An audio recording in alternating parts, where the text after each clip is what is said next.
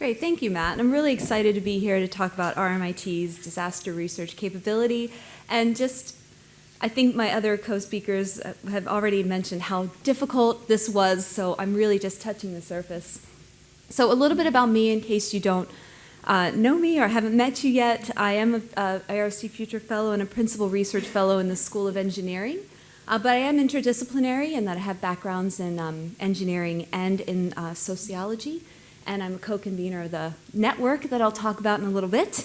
I do a lot of work in decision-making and response behavior of people under threat. So bushfires, floods, tsunami. Before coming to RMIT, I spent a lot of time in the US federal government, a research agency where I also focused on cyclones and tornadoes. But what I'm really here to talk about today is the RMIT's Disaster Research Network. So this is led by Professors Matt Duckham and Jago Dodson, and then Dr. Spiros Sishmenos, who I know is here today, and myself. We have over 80 researchers in the network, and what's great about it is because it's across the university, we really do take a multidisciplinary approach to disasters research. And so it's allowed us to do a lot of things, like first enabling a coordinated and a timely response to funding calls. So for example, we've got a team site where we have multiple channels. One of them is an NHRA opportunities tracker, and then we also have a general channel where we just have information on webinars and workshops, conferences, general calls for collaboration.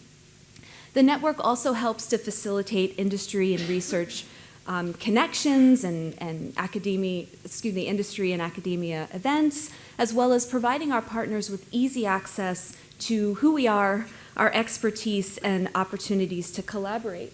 And one of these ways in which we tell everyone external to RMIT what we're up to is through our capability statement. And so that was published last year, and it's a statement to highlight our capabilities in research, and it took quite a bit of time, led by Matt over there, to understand and organize all the capabilities across the uni. And so we've used sort of a way to organize our capabilities within 3 themes, and they're really overarching themes. The first being resilient infrastructures and environments. And this is focusing on our research in understanding, designing, and maintaining natural and human-made environments that support resilience. And it also encompasses digital and cyber-physical systems that support timely and relevant information about hazards. Our second theme is on resilient communities and governance. And that focuses on all of our research understanding the factors that contribute to individual, family, and community resilience, reduce disaster risk, and certainly empower communities, as well as our work ensuring decision makers make decisions and implement policies to support resilience. And then our third theme is sort of this whole of society resilience that acknowledges the combination of many methodologies, technologies, and ways of thinking that are really needed to develop an integrated, strategic, and impact-focused approach to solving big, challenging problems, certainly in the disaster space. We know about them. And the last thing our capabilities statement does, in addition to highlighting our expertise, is highlighting our people. And so who I have on the screen today is just from our website, but we have a capability statement where there's a number of other individuals listed, and we have experts from STEM, the College of Design and Social Context, as well as the College of Business and Law. And within our themes, our expertise ranges, certainly, focusing on theme 1, hazard mapping and detection of active fires, land use planning, green infrastructure and nature-based solutions, critical infrastructure resilience, next generation sensing, modeling, agent-based modeling, vulnerability of structures, etc. Within theme 2, we're working in the space of personal and family resilience and climate change and disasters, including the role of media in response and recovery, understanding vulnerabilities and capabilities of diverse groups, the role of arts in recovery and resilience, community and school-age education of hazards and disasters, evidence-based policy domestically and abroad, and then mental health and community resilience through crisis and trauma. And then under theme 3, I'd just like to highlight one of the aspects, which is curriculum and workforce development.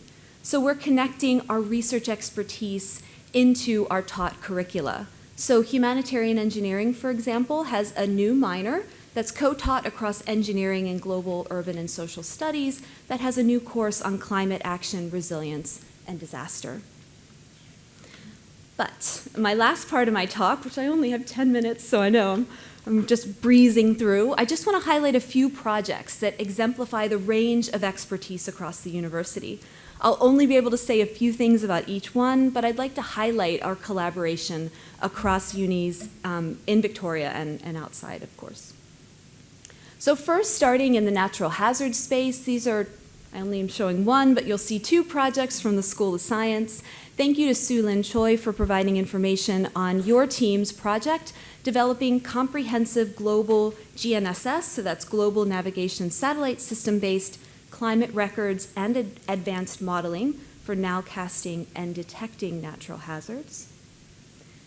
We have another project, thank you to Karen Renke, Mariela Soto-Bariloff, and Simon Jones for sending in information about their project on next-generation wildfire intelligence via Earth observations and environmental remote sensing. So this project produces more accurate estimation of fuel loads. Oops. That's a video that's supposed to run, but it's not working. Accurate estimation of fuel loads and hazards, and near real-time wildfire detection, monitoring, and reconstruction. And this is a project that is a semi-finalist for the X Prize wildfire, so that's super exciting. Next, into resilient infrastructure, and the three projects that I'll put on this slide are from the School of Engineering. And so the first, this was from the BNH, the Bushfire Natural Hazards CRC, led by Sujiva Setunga. And so that is a project, or was a project, understanding the vulnerability of critical road structures, prioritization of the structures for hardening, and understanding post-disaster impacts. And that's work with Uni Melbourne. Next, Tarek Maqsood is working on a project assessing direct and indirect impacts of the 2022 floods on businesses in the Northern Rivers in New South Wales. And so this involves collaboration of local, state, and federal agencies to better understand flood damage in commercial and industrial settings. Last but not least, Alan Wong's project that is working on developing early fault detection technology to monitor assets and identify locations of expected power line faults during extreme weather events. And so that's resulting in increased power reliability as well as fire prevention, and is excitingly, this technology is really having a global impact.